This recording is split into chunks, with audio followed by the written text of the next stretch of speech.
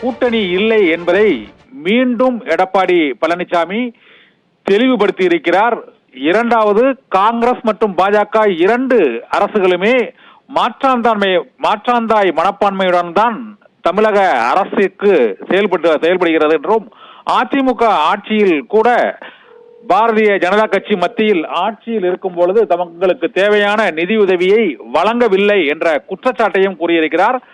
அதிமுக பாஜக கூட்டணி இடையே முறிவு ஏற்பட்ட பிறகு முதன்முறையாக நடைபெறும் இந்த பொதுக்குழு செயற்குழு கூட்டத்தில் பாரதிய ஜனதா கட்சியுடனான கூட்டணி இல்லை என்பதை மீண்டும் எடப்பாடி பழனிசாமி தெளிவுபடுத்தியிருக்கிறார். நாடாளுமன்ற தேர்தலின் போது பாரதிய ஜனதா கட்சியுடன் மீண்டும் கூட்டணி அமைப்பதற்கான வாய்ப்பு இருக்கிறது என்ற தகவல் வெளியான சூழ்நிலையில் இன்று நிறைவேற்றப்பட்ட 24 தீர்மானங்களிலும் பாரதிய ஜனதா கட்சி பற்றியோ மத்திய அரசு மீதோ எந்த விதமான கண்டனமும் குற்றச்சாட்டும் இல்லை என்பதால் ஒருவேளை பாரதிய ஜனதா கட்சியுடன் வரும் நாடாளுமன்ற தேர்தலில் 2024ஆம் ஆண்டு மீண்டும் கூட்டணி வைக்குமோ அதிமுக என்ற ஒரு சந்தேகம் எழுந்தது.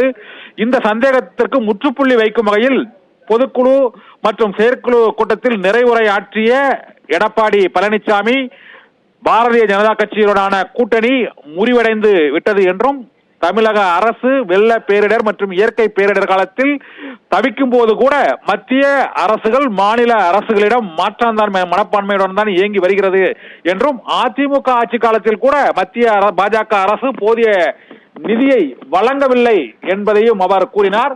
தேசிய கட்சிகளை நம்பி அதிமுக ஒருபோதும் இல்லை என்றும், அதிமுக எப்போதும் தனித்து இயங்கும் செல்வாக்கு உடையது என்றும், தமிழகத்திலேயே அதிகமான தொண்டர்களை உடைய கட்சி தங்களது அதிமுக கட்சிதான் என்பதால் தேசிய கட்சிகளின் ஆதரவு தங்களுக்கு எப்போதும் தேவையில்லை என்றும் பாரதிய ஜனதா கட்சிக்கு மறைமுக எச்சரிக்கையும் விடுத்திருக்கிறார்.